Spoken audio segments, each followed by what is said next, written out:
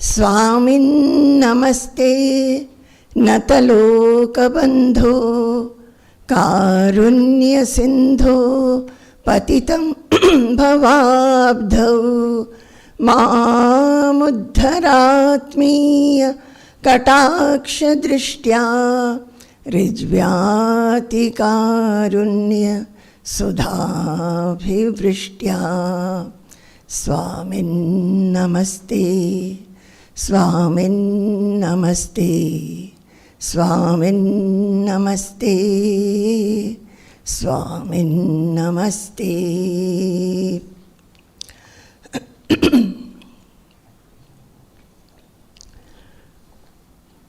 Asangoham Asangoham Asangoham Punah Punah Satchidanandarupoham Ahamevahamavyayaha Nityashuddha Vimuktoham Nirakarohamavyayaha Bhumanandaswarupoham Ahamevahamavyayaha Nityoham Niravadyoham Nirakarohamachyutaha Paramanandarupoham Ahamevahamavyayaha Shuddha Chaitanya Rupoham Atma Ramohamevacha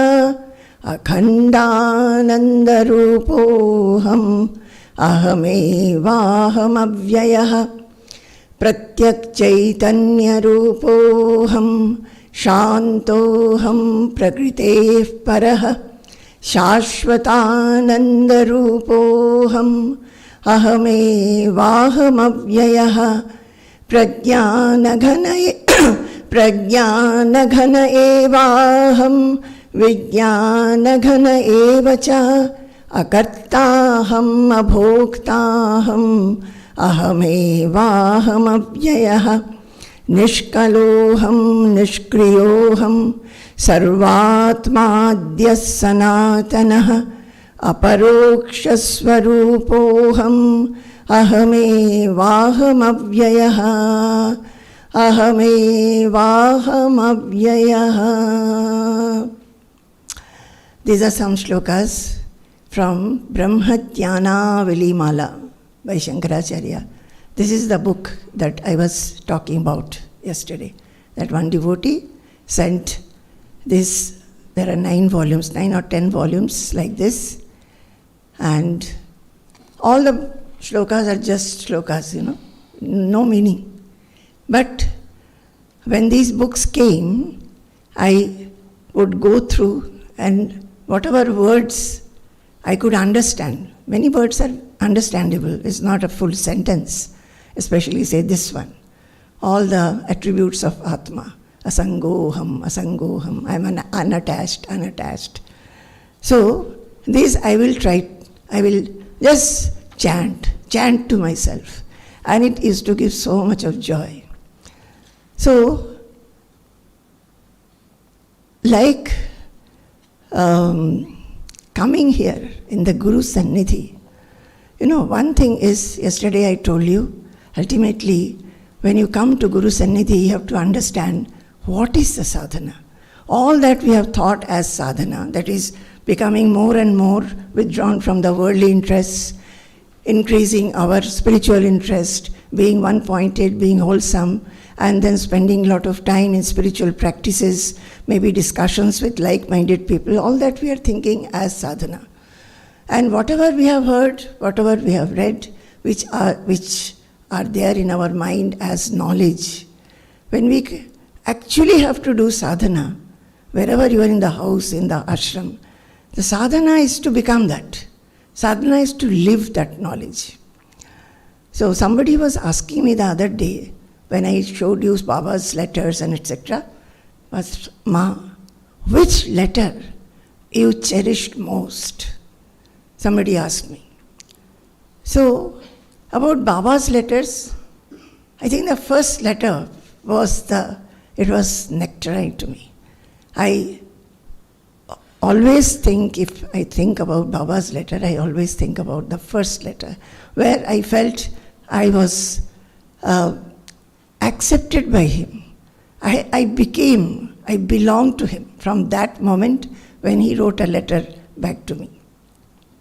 And Swamiji's letters also, Swamiji had asked me to write letters, so I was writing, and Swamiji's letters also came. But out of Swamiji's all letters, I cherish that letter in which Swamiji told us, come. We were thinking of coming away, leaving all our worldly interests or worldly profession and everything. And there was a lot of discussion when we will come, whether we will come. Swamiji was saying that this is a very hard life and you are in the educational field, so you will be missed by the students and whatever you give to the society. So think well. So like that we had discussions with Swamiji. Then when Swamiji understood that we are absolutely ready, he sent a letter. And that letter, Aravindan will show you. This is the letter. So he wrote, Harihi Om Tat Sat, wanted to write leisurely and longer, but for today's mail, this is sent. Swamiji always used to type. But this he must have written. I wanted the mail to go immediately. Then he writes, come cheerfully, be relieved. Now the burden is mine, I shall bear. We shall share fortunes and misfortunes, joy and sorrow. Shall teach you how to be afloat. May this abode take a turn. Life is a research, do it well and let it take to wherever lies the finding. Devotion is great, powerful, sweeping and soothing. Tempests and quiet both will greet. As God in the world, so must devotee be in his little world, life. Cannot this be? This was his words. So I cherish this. I think I read it so much. It's a short letter, so I by-hearted it. What does he write? Come cheerfully. So, do whatever you do, even when you renounce, do it cheerfully. Come cheerfully. Be relieved. And be relieved. Be relaxed. Don't think of anything. Maharaj used to say, burn your boat. When you go forward, burn your boat. That, oh, that life was better. This was much better there. And many people, many times had asked me, devotees, that always you are working. Don't you feel that you should have some time of your own? Don't you feel like sitting down somewhere, reading some book or listening to some music at your own leisure and your interest? Yes, it may look like that. But when one gives in, the talk was Guru Bhakti. When Swamiji was asking us in the morning, what shall I talk in Guru Bhakti? So, I feel that when we feel that we are wanting to grow in Guru Bhakti, we have to leave all our preferences. All our preferences. That preference, yes, I also preferred to sit somewhere. I was a voracious reader. I was telling somebody the other day, those days, when we were young, if you buy something from the shops, these days we cannot even think like that. There will be, the packets will be made of newspaper or magazines, all those. Now we will not buy if they give us like that. But those days, that was our country at that time. So if we got something, I will read that packet also, whatever is written. If it is a newspaper or a magazine, whatever is written, I will read that also. Because I was so much given to reading. And my mother says that I will come back from the school and without even taking off my school dress or the shoes, I will take out a book, maybe the library book, and I will start reading and finish it. And then very next day I will exchange it with one of the friends. So reading, even now, if I see a scenery, suppose a picture or something, my first thing is that I would like to sit there and read a book. That is my feeling. So, preferences. So, when we come to a guru, or I would say not even guru, if you are a seeker, if you are having guru bhakti, or a bhakti towards your pursuit, I would say, preferences have to be left. Whatever needs to be done, do that. And that sadhana, that is the sadhana. So when we come to a guru, what is he writing? Be relieved. Don't have preferences, nothing. Be, that is why he told me, be like a girl of 12 years. Just roam about, look after the needs of the ashram. He even said that you don't have to learn anything, don't have to read anything, you don't have to by heart anything. Just be natural. Do nothing. That do nothing means don't feel that kartritva. But at the same time, yada ayat kartum ayati. Whatever comes your way, we should be able to do that cheerfully. Then he writes, now the burden is mine. What did Baba write to me? I have my watch on you. So the Guru always watches. Wherever the Shishya is, wherever the devotee is, if he feels that this person would like to have some instructions from me, he will remember that and his thoughts will go there. And when we are physically there, whatever we are doing, like say today he was saying that all the inmates, they say that they do not get any time. I also told that is a complaint that Swamiji doesn't even look and say something. He may not do it. But he is the supreme well-wisher. He knows who needs what. What is the corrections to be made, what are the comments to be made, what are the improvements to be made in the disciple, especially when somebody is near him. Now the burden is mine, I shall bear. Then you give the whole responsibility to him, whole responsibility, and have faith that he is taking the responsibility. So if the thought comes in the mind, oh, the Guru, my Swamiji is not looking at me, not telling me anything, not giving me an instruction, how will I then progress in my sadhana? That is not the way a disciple should be. Whether you are in the ashram or in your part you should do. If the instructions are there, you should work on the instructions. See, in saying this, I remember that Swamiji used to take Upanishad classes with us. And I was very fond of learning the shlokas and very eager to learn the Upanishads. So he started with Kathopanishad, then he took up Mundakopanishad, then he took up Mandukya Upanishad, every shloka he had taken. Now, in our ashram, initially, there was no such class in the morning. Upanishad classes were not there. But seeing our interest, for 7 years we had to wait.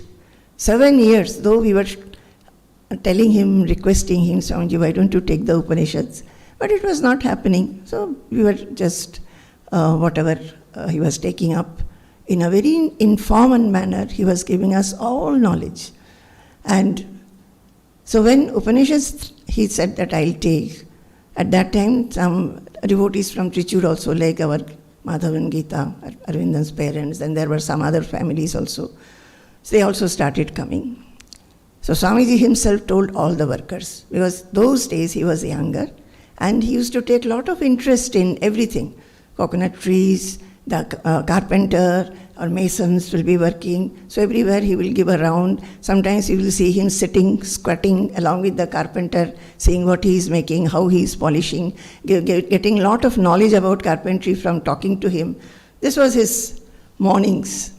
So when 9:30 was fixed for the class, he himself went and told all the workers that, see, I have to take a class from 9:30 to 10:30, so don't disturb me. Because That was a system earlier. We did not have staff and all that. If they wanted any instrument or maybe some money to go and get something, they will come to us at any time of the day. So the classes started. Swamiji was very punctual, but his interest was in the garden and carpentry and all that. So after some time, he would, before the class, he will go and take a round and come. In doing so, invariably, he started becoming late at times. So he would not come in time. Maybe after 15 minutes. So we all students are sitting and chanting whichever Upanishads we are learning. We'll be chanting that all together, chorus, maybe once, twice. So I used to get a little depressed, sometimes disgusted, sometimes very, blameful also, maybe feeling that what is it that Swamiji is doing like this, not coming in time. So one day he was very late. So we had chanted, I think, the whole of it twice. Then when Swamiji came, he took the class and then the class was over within no time. I told Swamiji with a little grudgingly, Swamiji, every day you are late. We are waiting for you every day. Why don't you come in time? So Swamiji that day looked at me and said, I have taught many shlokas. Have you learned them? Have you introspected upon them? Have you mastered them? That was an eye-opener. Eye-opener. That we only want to learn, and feel that I have learned the whole of the Upanishad. I know all the shlokas which are. No, means what is there in this Upanishad? I know. I will maybe telling when there are some other people, I have read this Upanishad or that particular prakarana I have read. What of that? Unless we have lived it. So that is the work of the Shishya. We may be learning only one line. So when the Guru has written, come cheerfully, be relieved, now the burden is mine. Whatever is necessary, he will give. But whatever is necessary on the Shishya's part, the Shishya has to do. So he wrote, now the burden is mine, I shall bear. We shall share fortunes and misfortunes, joy and sorrow. My eyes became moist. When do we do that? In a family, the family members will do. The joys and sorrows, fortunes and misfortunes, we share together. And here, what the Guru is saying, he told you in his class, even yesterday I think he was saying, that when somebody wants to come here, I say, wave your hand and come. If we have food, we will share. If we do not have food, that also we will share together. So this is his attitude. And this attitude is completely true. He's true to his attitude. So we shall share the fortunes and misfortunes, joy and sorrow. And how can you share? You have to be open to each other. Only when we are open to each other, say you may be sharing a room, but you may not know what is going on in the mind of the other person. So openness is very important, even in a family. Openness between the parents, openness between the children and the parents, between the siblings, it is very, very important. Then only a family will be peaceful and happy, cheerful. So when he writes, we shall share fortunes and misfortunes, joy and sorrow, means he is opening up. He says that now you are mine, you belong to me, I will look after, and you come here, be cheerful. That is only one thing he is asking. What? Be cheerful. Be cheerful. Shall teach you how to be afloat. This is the most important line in this. How to be afloat in the midst of what? In the midst of ups and downs. Ups and downs of the life. When we come from the household, we have lots of ups and downs in the household life, worldly life. When we come to the ashram also, there are lots of ups and downs. But the mind of anybody is like this. We feel depressed when we are having downs, and we feel very elated when we are having something which we get what we wished. But how to remain afloat in that, not getting affected by any of that? Na khidyate, the first day I had showed you a shloka. So that shloka is what? From Viveki Chudamani, which I learned from Swamiji later on. Na khidyate no vishayaif pramodate, na sajjate na api virajyate cha, swasmin sada kridati nandati swayam, nirantarananda rasena triptaha. Na khidyate no vishayaif pramodate. Vishayai means worldly objects.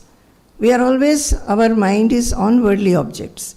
And when object, situation, places, people, they are according to our preferences and likings, we are happy. When it is not, we are unhappy. So, this shloka is talking about the Jivan Mukta.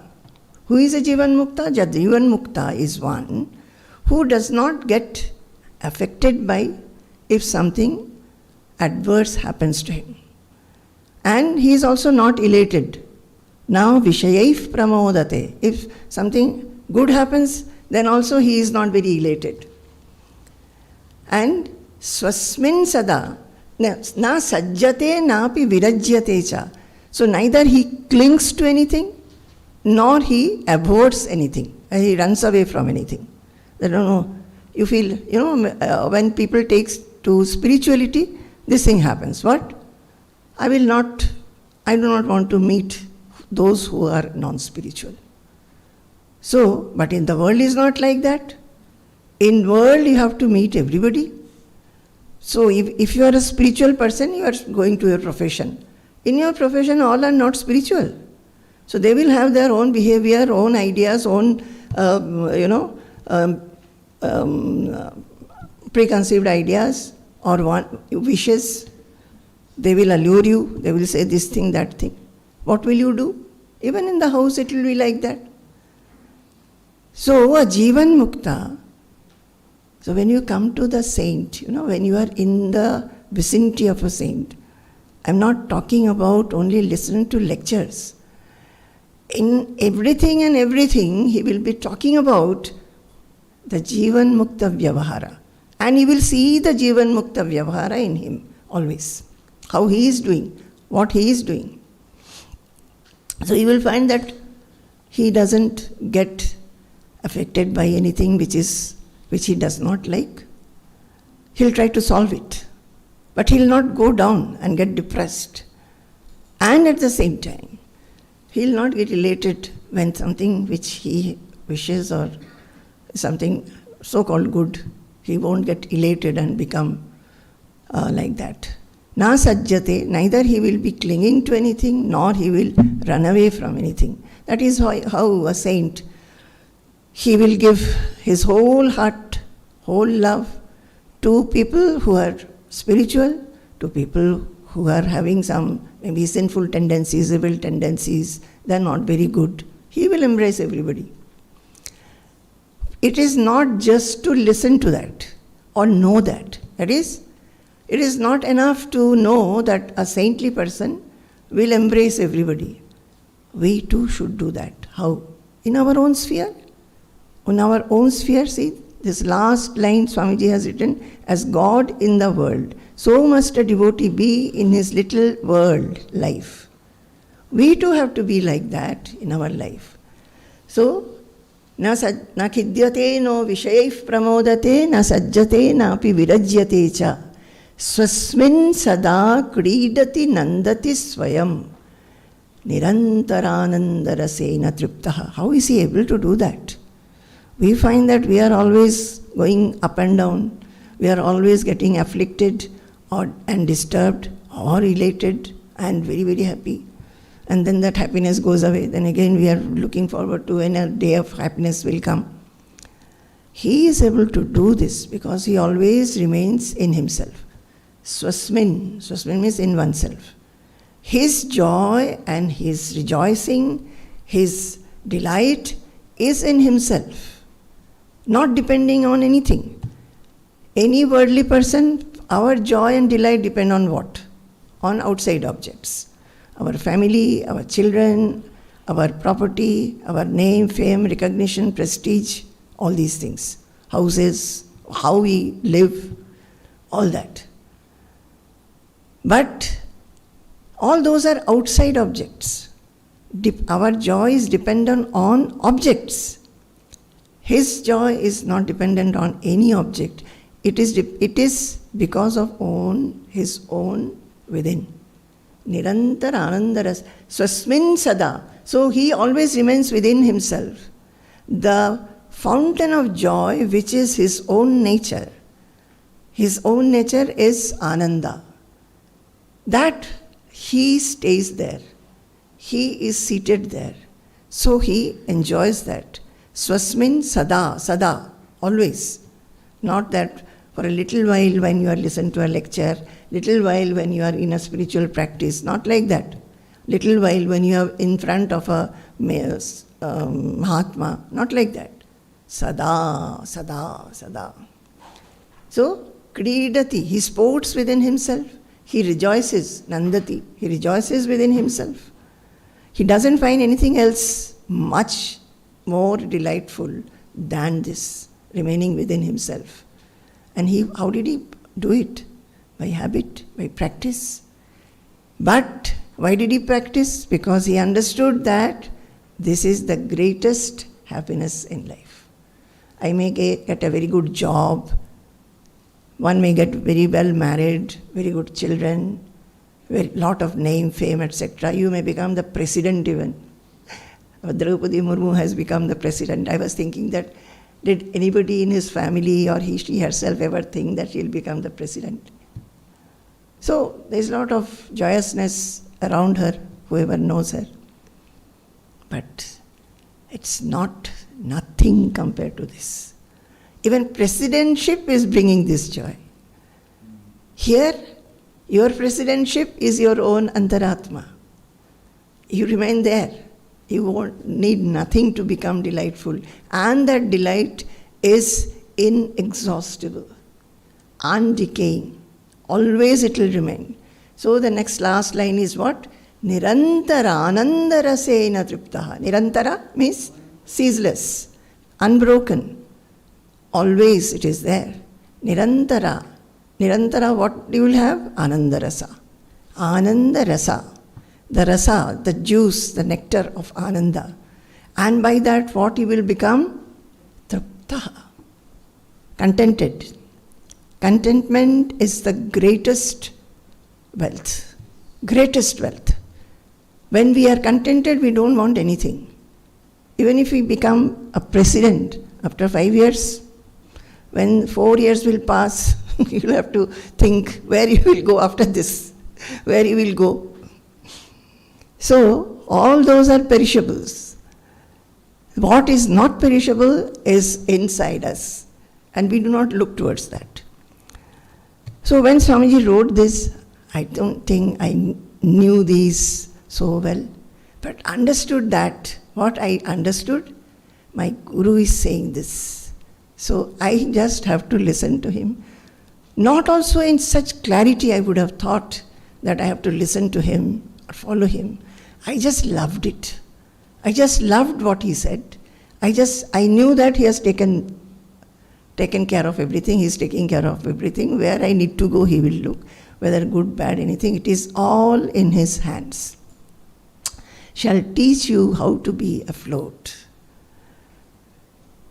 And when I came here, I understood this is what anybody, whosoever comes, as a disciple, as a renunciate, as a long-term person who stays here and interacts with a Mahatma, will only learn this. What? Unaffectedness in life.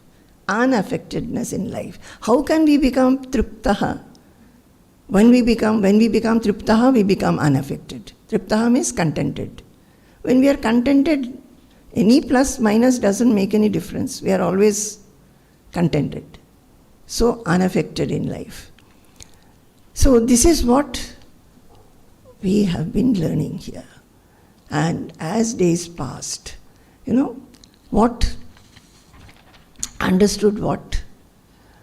He was constantly talking about this going beyond likes and dislikes. Then dropping desire and expectation, dropping possessiveness, dropping the ego. Today also in the morning he said that ego effacement. How will the ego effacement come? We are always so egoistic. For everything and everything we are very much egoistic. I know this, I can do this, I am better than that person. If any work is given, we always feel, even if we do not express that, I am doing it much better. Or you feel inferior that, oh, he or she is doing better.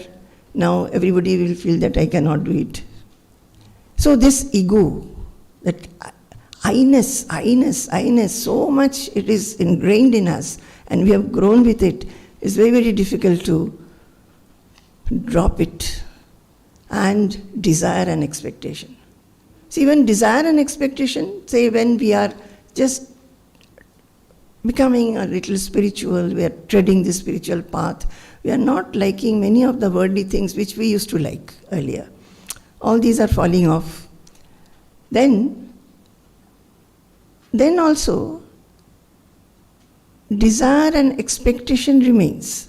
About what? About becoming wholesome. Am I progressing?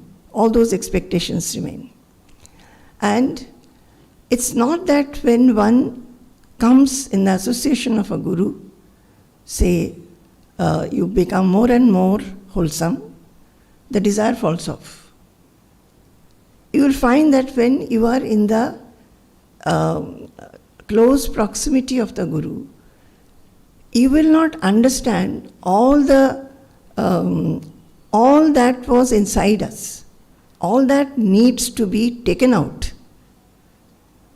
I don't know whether I'm able to express myself.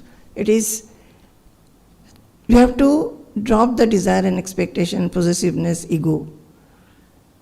Left to ourselves, we feel that all these are not there. Many things have come down.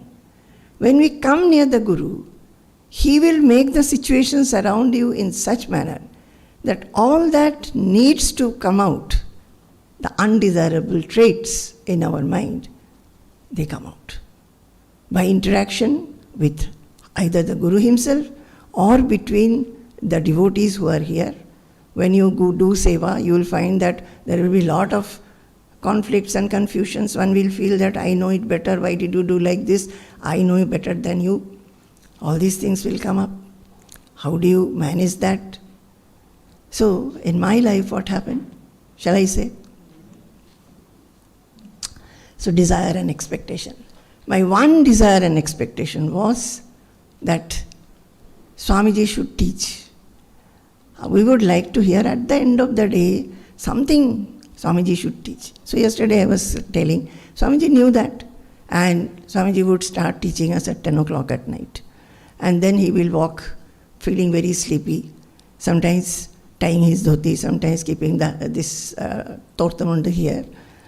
And we are also very sleepy, though we were very good students. So after 5th and 6th chapter, we said, Swamiji, please, you need not take so much trouble. We'll read it ourselves and then we will ask you. But I think that for a long time, this was there in my mind. That is why when he started teaching, actually, taking classes, I was feeling that Swamiji should come in time. See, these are expectations. I'm having expectations from the Guru. What? That Guru should come in time. Guru should come and take the classes in time. And he should teach. He should tell the references. And he said that, I do not know references and all that. I know which book. If you want, you can find out the references. So I would take that trouble. I will try to go through the books and take the references back. So then, this desire and expectation, if we allow desire and expectation, it will have a lot of roots, So then I found that the desire and expectation is a nature in oneself. Everybody has. In small measure, big measure, for big things, for small things, it is there. So my desire and expectation was, when I started, I became a little, maybe few years here, and I was managing the ashram. More and more work I had to do, running of the ashram, looking after the workers, looking after the guest houses, the devotees' needs when they came, the Annakshetra, so altogether, the one expectation was the ashram should run very well. You know? That is the possessiveness and desire. And in all that, it was my bhakti towards my Guru. Why I am wanting it? See, two things are going together. What is it? I want the ashram to be very nice, run very well. When devotees come, they should have all facilities. All the things should be tip-top, clean. Like there should be no leak in the taps on the flush tank or this, that, whatever. We didn't have so many facilities at that time, whatever we had. So that, why I am wanting, that I was very clear. It is not for myself, not for any praise or anything. I always felt that people are coming to meet Swamiji, my Guru, so they should be very, very peaceful and should not have to think of anything else than to listen to him. So that was there. And that is why I started growing a garden. Said, this whole garden, now I cannot say that everything is with my hand, but the whole layout was with my hand. Initially, every plant was planted by me. I was not given to so much of physical labor and all that, but did. So, I could understand that my expectations and desires are regarding these things only, very simple things. I am not wanting too much, lot of money or this or that, or be going out somewhere with Swamiji or nothing like that. No food. Our food was very simple at that time. Nothing. And we came from North India, we were having to take South Indian food, that too made with coconut oil. So you can understand, for 7 years we have taken food made with coconut oil and managed it. Because we have come with a sense of austerity. Whatever is available. And in the beginning years, it was when we first came for at least 2-3 months, it was every day night, it was kanji and chamandi. Chamandi is chutney, which is, what do you call it? Thick chutney, not watery chutney, thick chutney. Kanji means rice gruel. Every night that was the food. And we were not used to it. But it is, here in the ashram it is like that. So, sense of austerity. Only focus was serve Swamiji and make him free from everything. And in the process, if he teaches us something, that is okay. But his teaching was like this. He will call us at night suddenly and say, come and sit. And he will talk up to 1 o'clock. So some things I understood, that we have to give freedom. We cannot say that, oh, I am sleepy now, Swamiji, tomorrow I will listen. Today I am not feeling well, tomorrow I will listen. He is wanting to give you knowledge. So at that time you cannot say that I am like this, or I have this work, or I have to go there. Then when he is wanting to pour out the knowledge to you, whatever happens, you have to take the knowledge if you want. So along with all that, every moment I understood where is my expectations and desires coming in between. You understand? One is the ashram should run well, the workers should listen to me, and they should do the work properly, or there should be punctuality. And punctuality, Swamiji was not at all punctual. Even the other day I told that with the growth of the ashram, some kind of structure has come, some punctuality is there.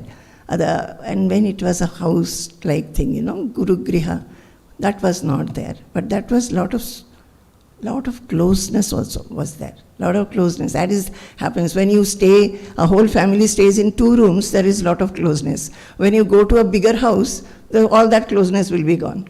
So it is like that. So expectation, desire, and then slowly understood that what we have to do, even to remove all those things, the greatest thing is ego effacement. Ego effacement. The feeling that I am looking after the ashram. I want to be the best disciple. I want to be the one who my Guru will like. Even these are expectations. And for anybody, I am talking about my life, But I would tell you, my children, that it actually is true of every seeker wherever you are. Wherever you are. These are the things which comes up as disturbance to the mind. So, in the garden, one day, Swamiji, through all his, I don't think Swamiji ever said, Swamiji is given to lecturing. When we said that, please teach us Bhagavad Gita, he said, I cannot teach 2-3 people. I can give lecture. So it was very difficult for him to sit with a book and give, teach. But then he became used to it, I think. Not only that, he started teaching Sanskrit also. Then he will give us dictation, myself, and there was one brahmachari at that time. He will give us dictation that this particular word, what is Chaturthi, Vibhakti, and all that he used to do. Then he will correct them also. So all these things we had got from him at that time because people were less. Through all that, what Swamiji had, I think, tried to, and he tries to, whoever comes near him, is make a person free of desire and expectation, free of possessiveness, and free of ego. So, what is this? I can tell you certain, incidents. Swamiji would say, so since I was looking after the workers, I didn't know the language initially, but then slowly learned the language, was able to manage them. And whenever they will not work properly, my language will be insufficient to tell them, explain to them. So I would sometimes come to Swamiji for help, that please tell these things.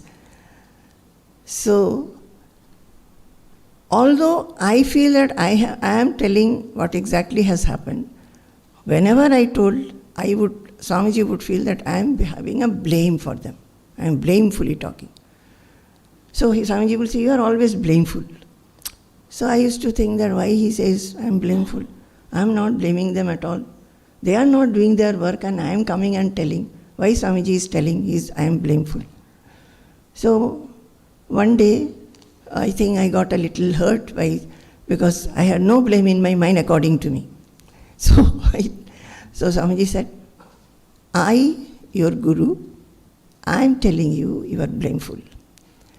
And I, your Guru, one day when you will be able to take away blame from your mind, I will tell you, you are not blameful anymore.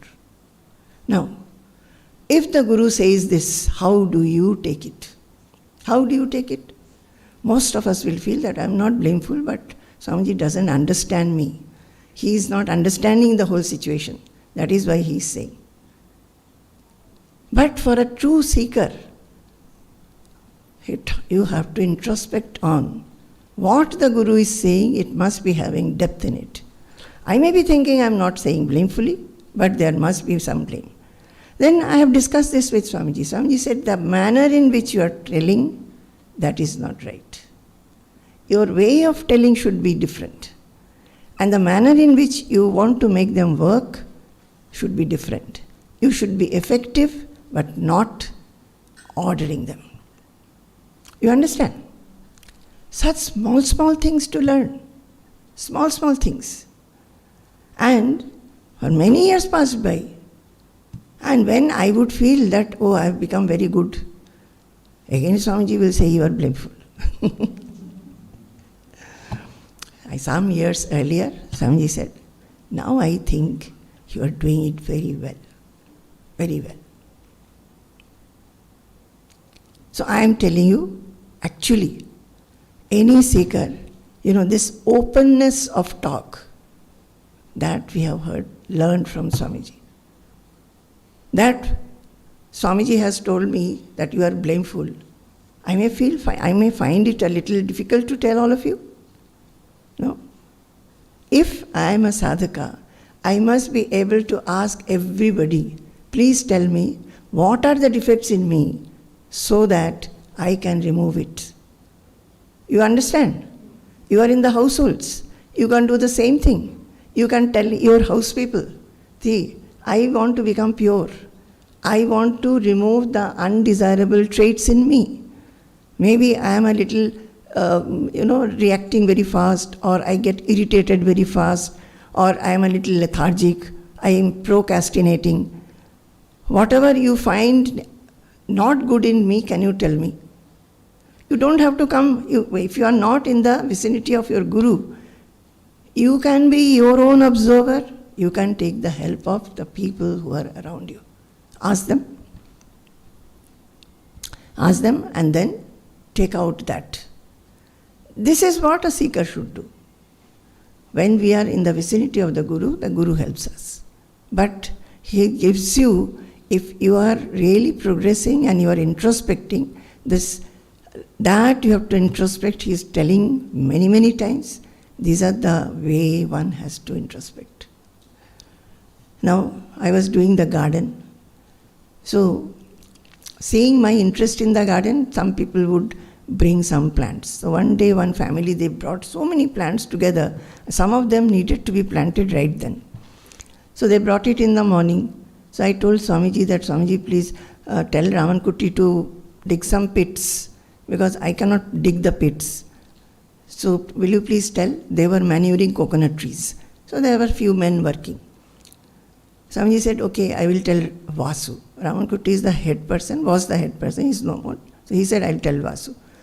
When? 2 o'clock. When they come back at 2 o'clock, they will do. You tell them where to come.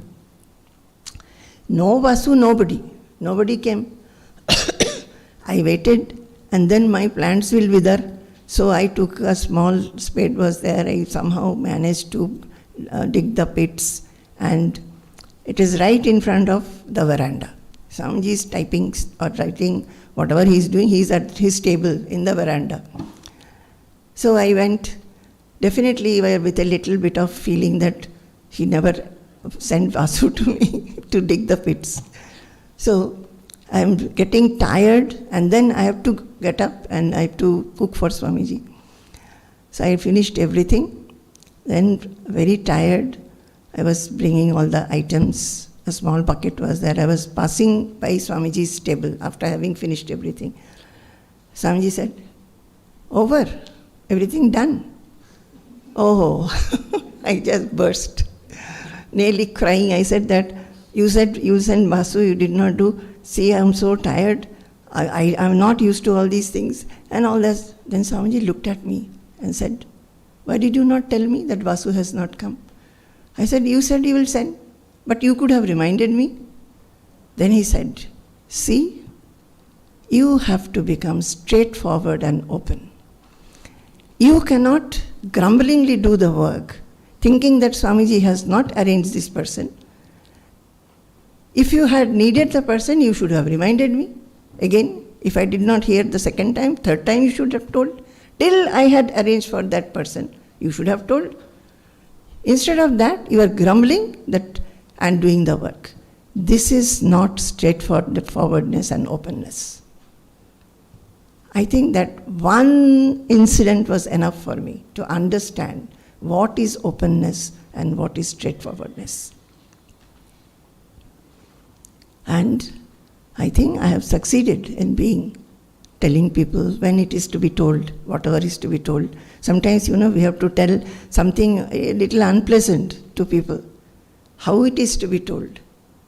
I used to see that I will bring the workers, tell Swamiji that, Swamiji, they are not doing this work. 3 days I have told them they have not cleaned this place or whatever. I am just taking an example. Then they will have their say. I would find that Swamiji would talk to them in such a manner.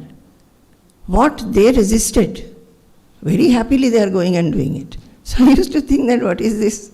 There is some magic there. I must learn it. That imbibing the quality. How is Swamiji talking the same thing, which I could not make them do, or they were getting a little irritated. How is it that Swamiji is making them feel so joyous, and not only that, very enthusiastic? All of them are going and doing. So what is that? Then Swamiji used to say, he doesn't blame anybody. He doesn't blame. He has no blame. See, I will read it out. I have written.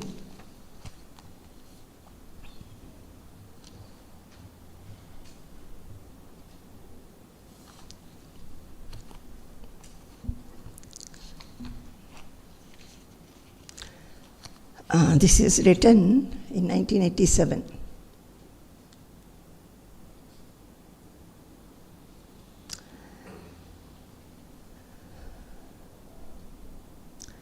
Today, this is 12th October 1987. Today Swamiji has left for Delhi. He will return after 3 weeks in the first week of November. Just before leaving, Swamiji told us, I think you will have to bear everything for my sake. Why did he tell? Because we didn't know the language at that time. Till we had to manage everything here. So he just told that you will have to bear everything for my sake. You know what is a sentence? We were just new with so many different things, everything different, and just this word, his words touched somewhere deep in my heart. Eyes became full with tears. For my sake. If alone I love my Guru selflessly, will I be able to bear all unfavorable situations for his sake, loving him. And that should be the case of a devotee in the world. In the world. That is what he has written in this letter, that as God in the world, so must devotee be in his little world life. For your sake, tava priyartham. For your sake. To please you. For your pleasure, I do everything. For the last few days, before Swamiji left, Swamiji was giving us lot of advice and mental strength as how to be capable of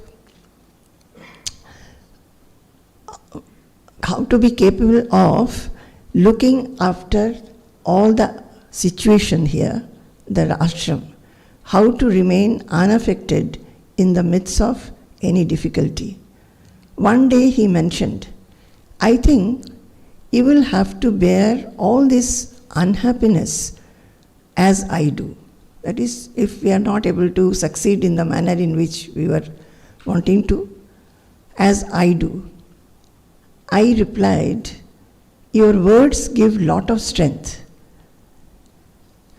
And another day I told him, Swamiji,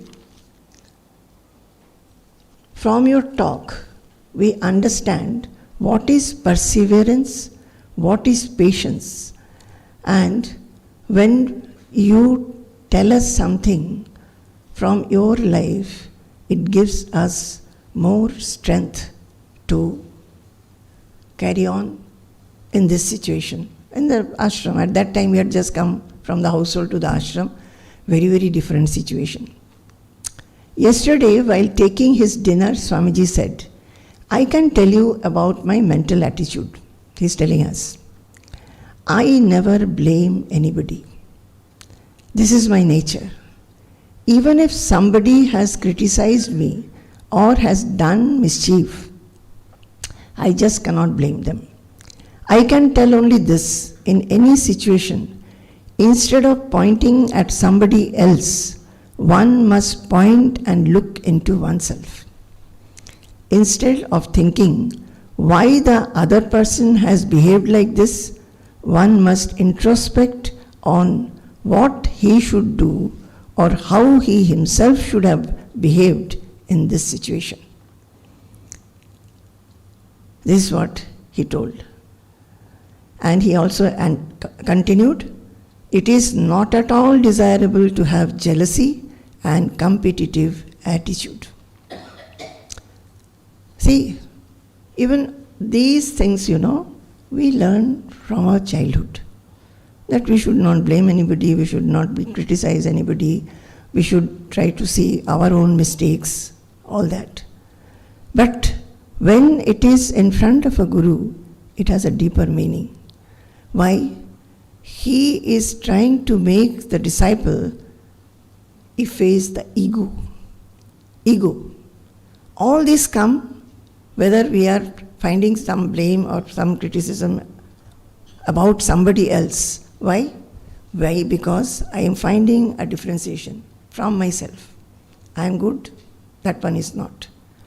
So the whole knowledge, the whole living becomes towards this spiritual aim where I should understand I am the self, unaffected self, imperishable self, unchanging self, and I am unaffected. And how can that be? Efface your ego. That is that feeling that I can do this, I have done this, I can do this better, all these things, which is our core of life. We are constantly having that kind of a feeling. So, this kind of things, I would write down. And so that was one, straightforwardness, and one point, openness. Another time it so happened, in this, at least in our area, the earth is very, very sticky. So we have to add sand or something like that to loosen the earth. So whenever there is continuous rain for some days, we have to go around and see whether there is waterlogging at the base of the plants. So I am planting plants myself. I'm very fond of them. I'm going and seeing every day, every leaf growing, bud coming, flower blooming, and all that. So just like this, during one Gurupoornima, the Gurupoornima retreat was over. I could not neither myself go nor give instruction to the people who are working to go and see these. So after the Gurupoornima retreat, when I became free, I found that 6 plants, very beautiful hibiscus, have perished because of waterlogging. So I was very, very unhappy, very sorry, and I think I must be shedding tears also. So Swamiji said, what is this? This whole life, is there any guarantee when and what will happen to everybody? And then at that time, some devotee's young girl had suddenly passed away.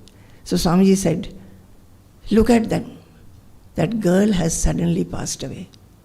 Just like she has passed away, your trees have passed away. Why are you so much shedding tears and becoming so unhappy and sorrowful? These words, it gives so much of meaning.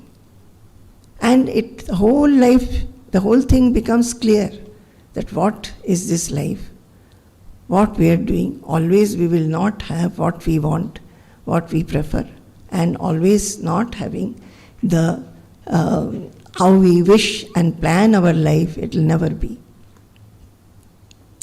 So like that, so many things are there, but I would like to tell you this from one Prabhata Rashmi,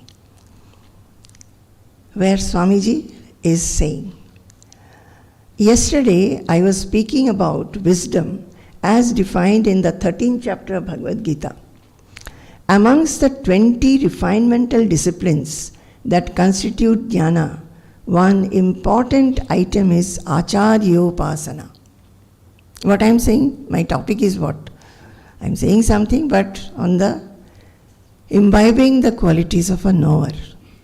So what Swamiji himself is saying and giving instruction in Prabhata Rashmi to the assembled devotees. So he is talking on acharyopasana, worshipping and doing service to the teacher. About the acharyopasana, I thought I will mention something today. It is one thing to honor a saint or teacher, listen to his words, read his books, and follow him as far as possible, remaining at a distance. Many of you are doing it consistently. Most of you, I should say. So, it is one thing to honor a saint or a teacher, listen to his words, read his books, and follow him as far as possible, remaining at a distance. It is something like seeing the moon from the earth, enjoying the soothing light coming from the brilliant orb, not taking any interest to know the details or the cause of the brilliance. That is, I like my Guru, I am very respectful, I am devotional to my Guru, I understand his knowledge, he is a knowledgeable person. How has he become like that? Not trying to understand how did he become like that. What qualities are there in him by which I am feeling so soothed? Like we see the moon, but we do not inquire, what is this moon, why is this orb, what is the ray, how does it come to us, why is it so soothing, unlike the sun. We are not going into that detail. But when you grow to be a seeker, see, when you read these, these should be the lines which should strike you. When you grow to be a seeker. Are you a seeker? If you are a seeker, your first identity is I am a seeker. I had been a son or a daughter, maybe a husband or a wife, maybe a mother or a father, maybe a professional in an office or a housewife or a business person, a neighbor. But now my new identity and the foremost identity is what? I am a seeker. If when you grow to be a seeker, you can no longer remain satisfied with this distant status. Just listening to the Guru or reading his books, you can no longer be satisfied. So some of you must felt that we must come in the association. But many have not felt. So many people are listening to the global satsangs. All have not come. Very few have come. In a way that is good also. Somebody was saying that it's good that people are less. So we can look at everybody. We have learned the names of everybody, trying to meet everybody. Because I personally feel that when people have come, especially to be in the association, we should meet each and everybody and not all three of us together, when only maybe Swamiji will talk to you. We want each of us to meet each of you. That is what we can give you. We can give you good food. We are trying to have good menus and all that. I don't know. Sometimes the menus are becoming too heavy also for us.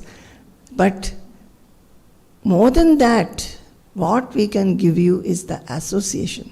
And how will we give the association? For part of the day we are only talking, sitting at the table. But at least we can find 15-20 minutes for each of you to know you better, to understand you better, to give anything, any direction if you ask, to give that, to love you better. That I can say, to love you. I can say that. I do not have much to give, not so much of so many concepts and other things which Swamiji's tell. I can say that I have only love to give. And that, that I ask Swamiji that I want to be like you, your love and your Anandamayatva. So that love thing, I think Swamiji has blessed for both. And I really find that there is always Ananda in the mind. Those days have gone when you get up in the morning and think, what is to be done today? What is to be done? Whatever comes, we'll do. If we get up early morning, that is also good. If the body is not all right, getting up a little late, that is also okay. Somebody, you feel that they have done very good, so you praise them. Somebody has not done it, you scold them also, but with love. No bitterness in the mind, and they all understand that. So this is what one should imbibe, seeing the Guru. And I can say that in the presence of the Guru, that is what we constantly, at least from myself, I can say that always seen that Swamiji has no blame for anybody and time for everybody. Even if he is immersed in something very, very urgent, if somebody has said that, or some phone call comes, he will immediately take it. He will immediately attend to that. And when he comes back, he will start wherefrom he had stopped. This he has told right in the beginning, that it doesn't bother me. I'll get up, I'll go, I'll attend to that, and I'll come back and start writing from wherever I have stopped. So this was something amazing, amazing. And getting into everything. You know, during the lockdown, no worker was coming, so all of us there were quite a few people here, at least 17, 18 people, all of us who, some got stuck here, I could not go back, so they were also here. So a lot of vessels, we were washing ourselves. Swamiji, I was telling Swamiji that, Swamiji, everybody is very happily doing everything. There are lots of vessels, Swamiji. Swamiji said, come, I'll also wash some vessels. And he means it. It's not that he will say. Sometimes nowadays we have to stop him. Like yesterday, he was saying that I'll go and tell the cooks that why what did not come out well? Idli. Idli did not come out well. So I said, I'll go and tell them. No, I want to go and tell them. So he sent word, call all the cooks and this Hindu, that's supervisor. And then they were taking time to come, and Swamiji is always very impatient. He said, they're not coming. So I said, okay, I don't know whom I sent. I said that you go this way and see that they don't come up. Myself and Swamiji will come down by the lift. So we should not miss each other. So when we went down the lift, we found that they are just coming. So I'm standing near the lift only. Swamiji gave them big lecture how the idli should be and how it is, why it is so. Each and everything he is interested in. The payasam was not good, white was not good, the tengapal was not good, that is the coconut milk was not much. That jaggery was more than the coconut milk, so it became jaggery payasam, just jaggery. So all this he is interested in. When earlier days, I was the only woman in here, so always domestic work. So those days people were less, so now we get a lot of fruit offering. We used to get always param, that is plantain from the garden. Sometimes some people will come with apples and all that, so I will be cutting alone. Then if Swamiji is passing, he'll simply wash his hand, take a knife and start cutting. Small pieces in a vessel. And then he'll say, go.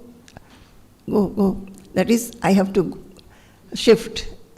And then he will take the vessel, he will do like this and mix whatever little fruits were there, he will mix like this very nicely. And then if honey is there, he would like to put some honey into that and then go and serve.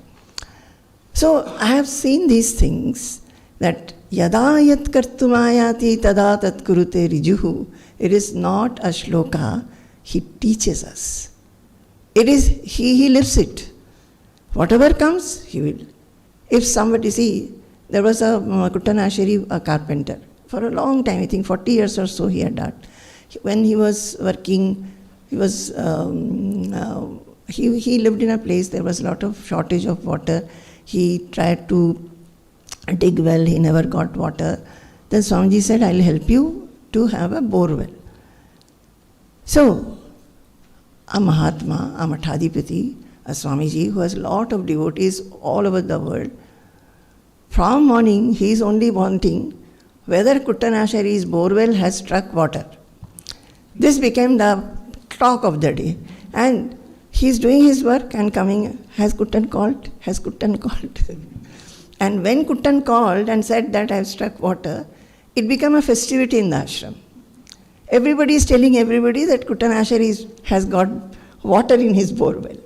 That became our festivity, So we have seen, and if you live near him, you will see him doing this.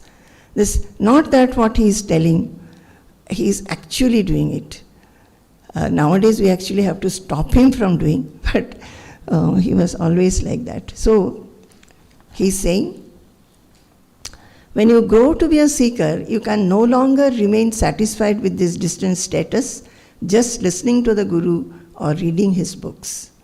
You would like to know the way, the specific practice that will take you to the goal the teacher extols. What he extols, how he has become like that. From his talk, you will come to know. And like he was telling, that Lakshmi Narayan is here, so I talked to him. This is Lakshmi Narayan. He has been there with, known to Swamiji from a very young boy. So many years. He was in the Delhi center. And as days passed, always he was here during any Gurupoornima. In Delhi, when Swamiji would go, he would be there. He would be staying in the center because somebody is needed to be at night in Swamiji's building. When Nuthu Swamiji travels, then also he goes and stays there at night. Morning he will go for his work.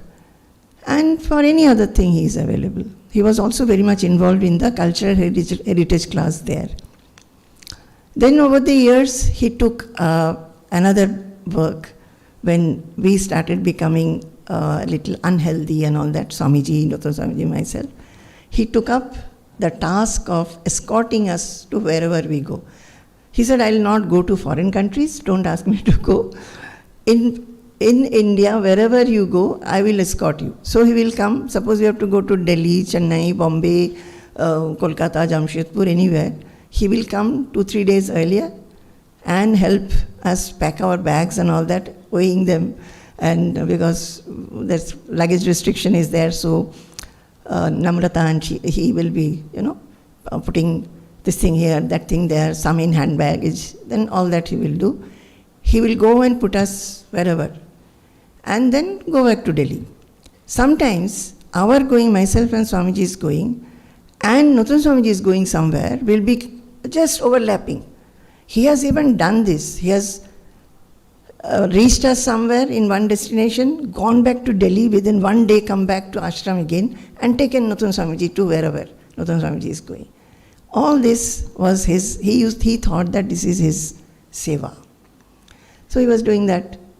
Now, during lockdown also, he came just to be here to help us, taking this 7 days quarantine, used to be there at that time. And last Gurupoornima, he came. Online programs were going on. And after that, Swamiji got UTI. Very, very sick. In fact, we felt that we have lost him. He was so sick. And always I used to tell Swamiji that, Swamiji, your fate is very bad. You have so many devotees and disciples all over the world. Nobody is there with you to look after you when you are sick. Some man should be there, no? Earlier, Nuthan Swamiji would be there, but Nuthan Swamiji's health has fallen. He is not able to bend and all that. So Swamiji would say, why do you worry? You can call somebody from the agency for me. So how can we do that? So that time, when Swamiji was sick, high fever, and Lakshmi Narayan was trying to cover him, or he was there near him.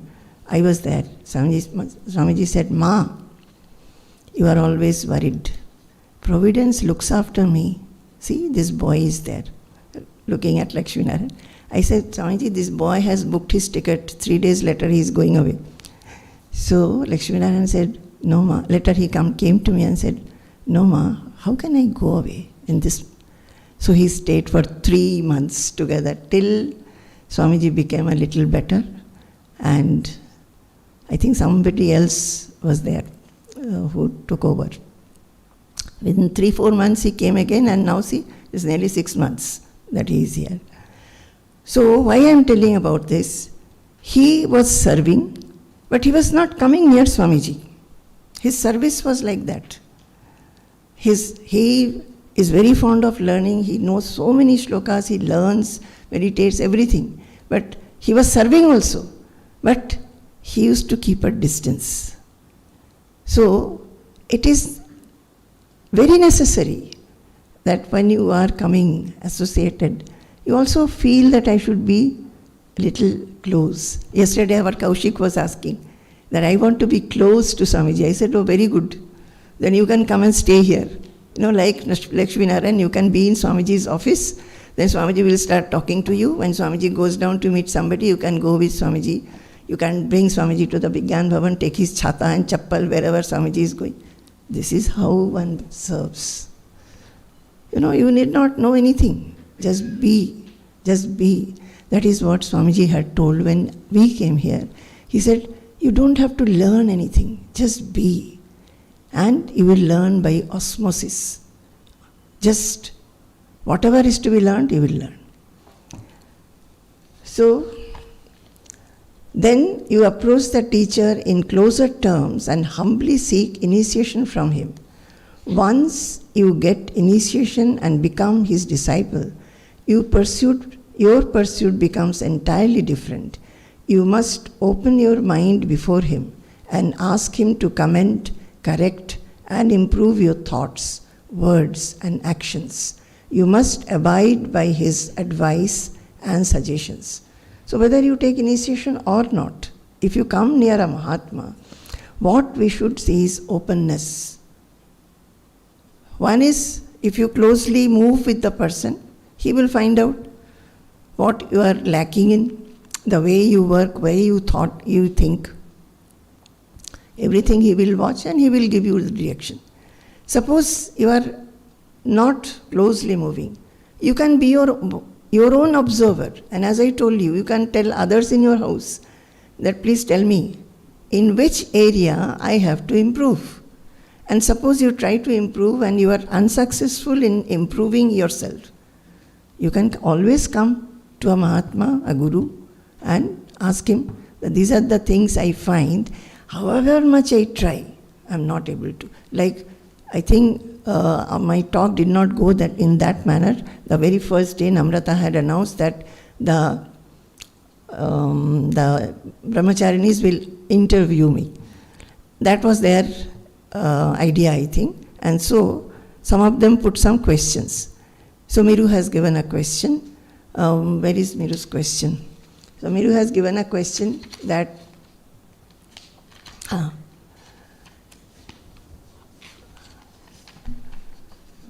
Ma often says that throughout her life as a seeker at Guru's feet, she has always been completely open, telling Swamiji everything that has happened, that she thinks and feels. Why are we not always able to do that? What is it that hinders us from being totally open with our Guru, with each other, with each other, and with ourselves? How do we overcome those hindrances so we can completely free and clear in all our channels of communication? This openness. Are you open? Are you open with your family people? No. Are you open to yourselves? Open to yourselves means what? You must admit your own defects. That is the openness with oneself. True to oneself. If you look, actually the diaries which I am reading, those are the translations. If you see my Bengali diaries, you will find I have not cut any word. From the time when I started on this spiritual path, I was writing. What are the writings? I would not write, I ate this, I went there, she came or he came, or not like this. How my mind has got affected or not, and what I have thought about my mind and what I have done, what I have prayed. Mostly it was a prayer. Always it was addressed to God, to the Lord. But if you see my Bengali diaries, you will find I have not crossed any word. Let anybody read it. I am not trying to project myself as a good person. I am trying to project myself as I am. And later, Swamiji always said, you have to picture your mind, a photo of your mind. How the mind is thinking, simply write that. That is the openness to oneself. Being true to oneself. So, this is how we should be. So, we have to be first open to oneself. We have to be open to our partners, children. Sometimes we always need not tell everything blabbering. But whatever has to be told and needs to be told, there we should be open. Not give justifications to oneself. We always justify our deeds, our thoughts, why I did this or did that. Always justify ourselves. But no justification. I am like this and I want to be better. This should be the prayer. I do not want to be like this. So she has written that why is it that we are not open? We are not open because we are not able to admit that I am like this. I should be able to admit that, and sometimes when we are not open with others, we feel that, oh, suppose I openly say that this, I'm thinking like this or that, the other may feel, they may belittle me, or they may feel bad about me. Oh, acha, this person is thinking like this, not a good person, or very egoistic person. I mean, have a different idea. So we are always trying to project ourselves in a very nice, decorated manner, and that should not be. If you are a seeker, then since I have taken the questions, then our Nandita asked this question. I have found that you are always willing to learn more, to grow, in spite of having reached highest siddhi. That I do not know. What is it that makes you have this love for always improving? I think always when we learn, and we can learn, you think about yourself when we were children, when we learned to even count, and when we could, do right the small arithmetics, how joyous we would. To learn always gives a lot of joy. So, I feel that there is no time when we cannot learn. Even from a child we can learn. And that learning gives us a lot of joy. So whatever comes, I have found that just that yada yat kartumayati, to be able to do everything with a lot of joy, that became the aim, seeing Swamiji, that he does everything so joyfully. He never grumbles. Suppose sometimes there will be some situations. The other day, we were actually, one school here, they wanted Swamiji to give to the children. The children are all below poverty level. That, what is it called? BPL card holders. So one particular school requested Swamiji to, in the beginning of the session, to give the children, class 1 to class 4, bag, then water bottle, then pencil box and all that, and something else, no? Umbrella. Huh. So our Gopiji was very helpful through his friends and all that. We got them at a very subsidized rate. And meanwhile, Swamiji said that why only one school? Why don't you go and see? So Lalu and Gopiji all went. And some schools, they gave their requirements. Things have come, everything has done. Suddenly, we were having a satsang at night. Swamiji suddenly told me, we were to have the satsang after dinner. Swamiji was asking me, have the things reached? Yes, Swamiji, I heard that things have reached. And there were 2 sizes of bags. I think lower KG 2, class 1 was one size, and then 2, 3, 4, another size. Swamiji said, have they been filled? I want them to be distributed as soon as possible, tomorrow itself. Why are we sitting here with all these things whenever? Has anybody thought when it will be filled? So, no, Swamiji. Then we said, Swamiji, some visitors are there. They are all looking for satsang. I don't know all that. Let us go and fill. So, he went. So, you can...